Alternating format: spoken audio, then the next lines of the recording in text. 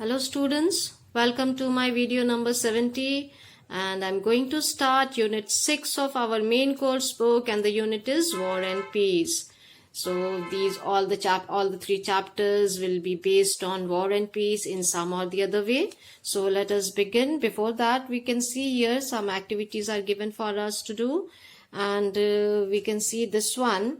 The medals are given, which are given the bravery medals, the bravery awards, which are given for different kind of bravery, act of bravery shown by Indian citizens. So here I want my students to find out which particular medal is meant for which particular award.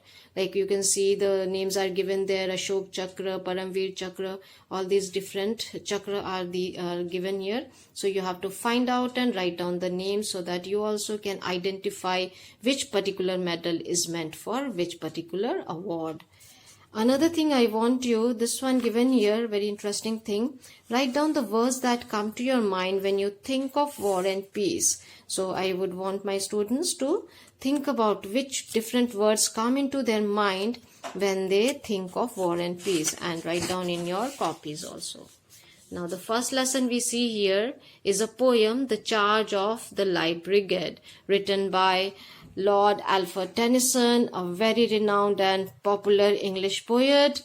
This poem is written as a tribute to the honor and courage displayed by the British cavalrymen during the Battle of Balaclava. So we are going to learn about the charge that was made by British soldiers on Russian army, which was already stationed there with Russian cannons surrounded everywhere. And this particular poem is based on the Battle of Balaclava that took place on 25th October 1854 during the Crimean War between Britain and Russia. A cavalry of British soldiers was ordered to charge down a valley surrounded by Russian cannons. Now this cavalry, this is the Light Brigade, is a unit, a military unit, was asked to charge down a valley which was already surrounded by Russian cannons, and of the 673 men who charged, only 195 survived unwounded.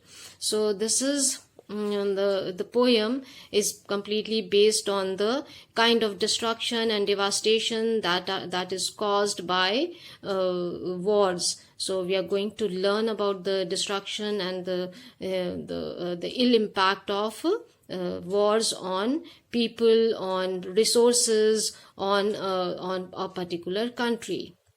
So let us begin.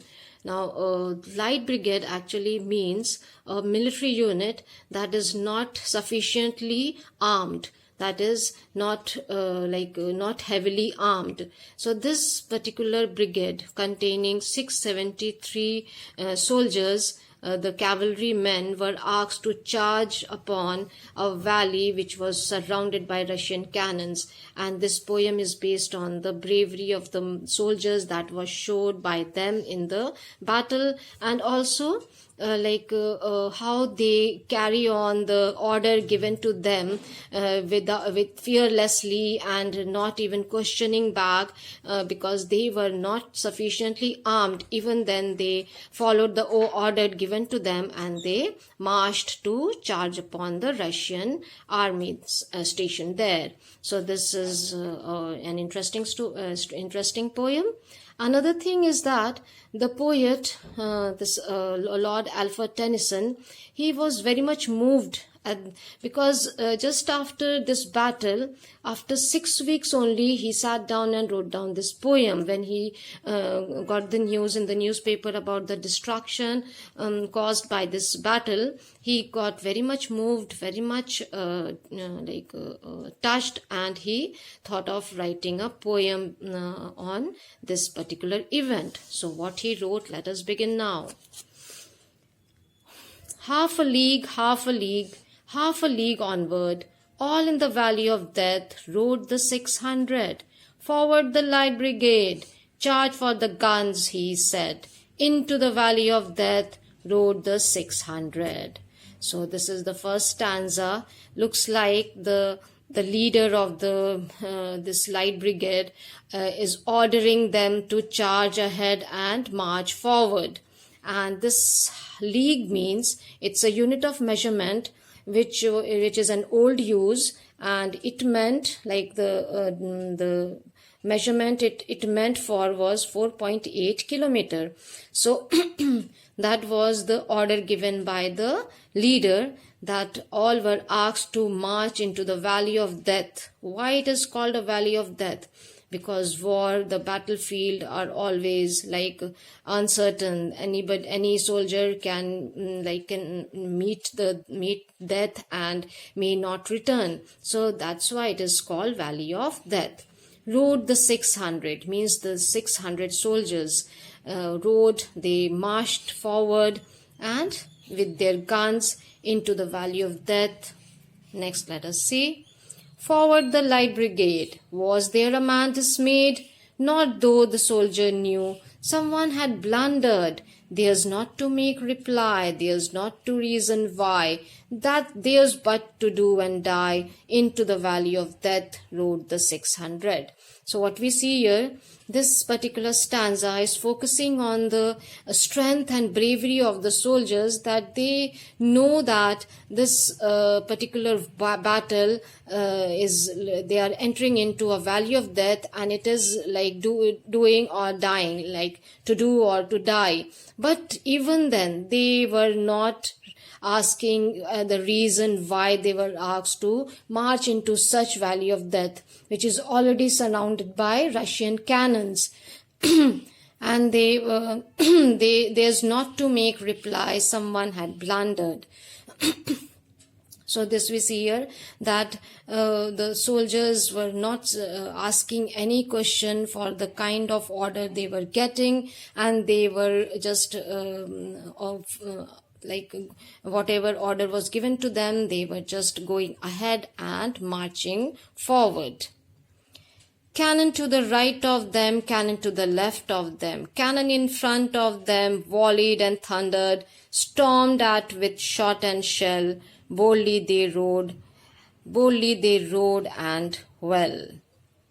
So this is giving us the picture, the kind of picture that was there in the battlefield. Everywhere there were cannons, the Russian cannons to the right, to the left, in front of them, but still they were boldly marching ahead and thundering with their gunshots, with their weapons that they were carrying, volleyed and thundered. Volleyed means attacking the opponents with bullets, with the arms that they were carrying. Stormed at with shot and shell, boldly they rode and well. And from everywhere they were getting the cannon shots like thunder. The Russian cannons were thundering over on them, and still they rode and well. Boldly they were marching ahead, not fearing their death.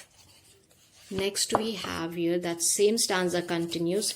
Into the jaws of death, into the mouth of hell rode the 600. So this part is repeated in all the stanzas that we see, means the poet wants us to see, or the poet is stressing that it's such a sight where they are aware, the soldiers are aware that they are entering into the valley of death, they are getting into the mouth of hell. Still they were marching ahead and listening to the order given to them. Flashed all their sabres bare, flashed as they turned in air, sabring the gunners there, charging an army while all the world wondered, plunged in the battery smoke, right through the line they broke. Cossack and Russian reeled from the sabre stroke, shattered and sundered, then they rode back, but not the 600. Now this stanza is giving another picture, that is these cannons were shot on them, but they were also fighting back. They were flashed all their sabers. Sabers are the heavy swords with curved blades. They were attacking with the sabers flashed as they turned in air, sabering the gunners there. Sabering means cutting and injuring with the sabers the gunners. The gunners here meant for Russian, the people who were in charge of the soldiers on the other side actually. Sabering the gunners there, charging an army while all the world wondered. What the world was wondering, the world at that time was wondering what was going to happen, because on one side it was a huge army, the Russian army, having a lot of equipped armed forces, and here on the other side we see the British army, 673 of them, but in the poem as it is mentioned 600, so 600 of them. All the world was wondering what would happen.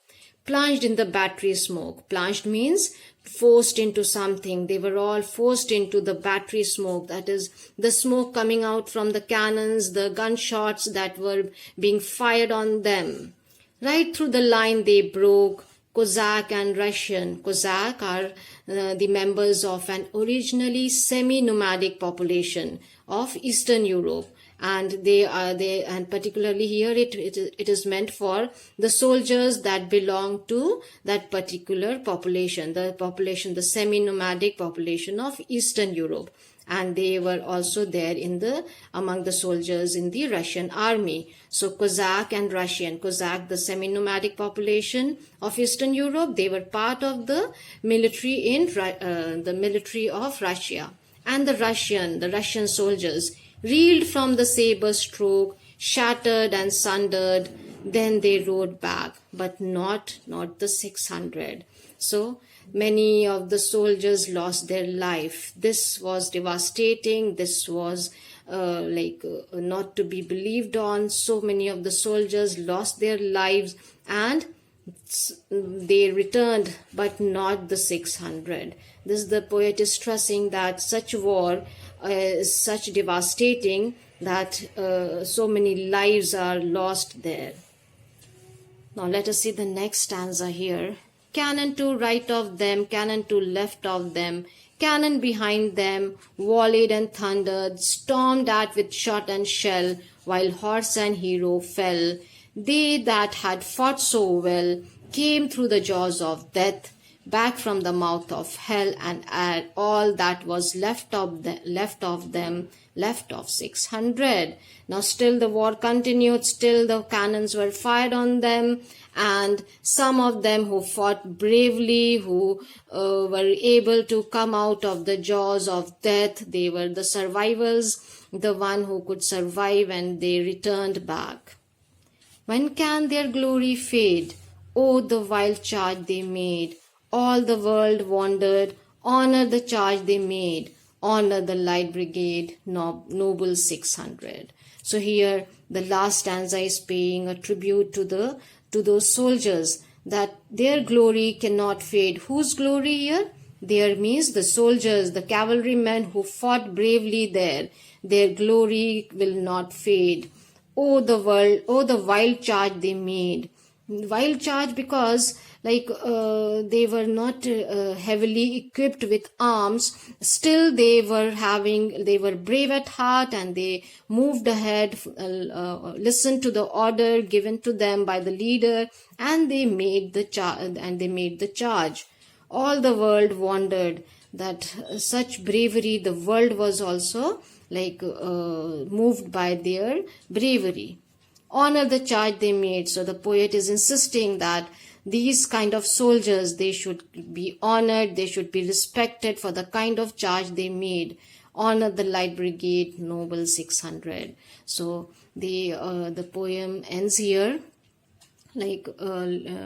making us feel the destruction, the devastation caused by wars on the soldiers, on a country, and on the resources that a country holds. So it's a very poem that makes us think about that, are these wars fruitful? Are these wars going to bring any development or any kind of progress to the human society, to the humankind?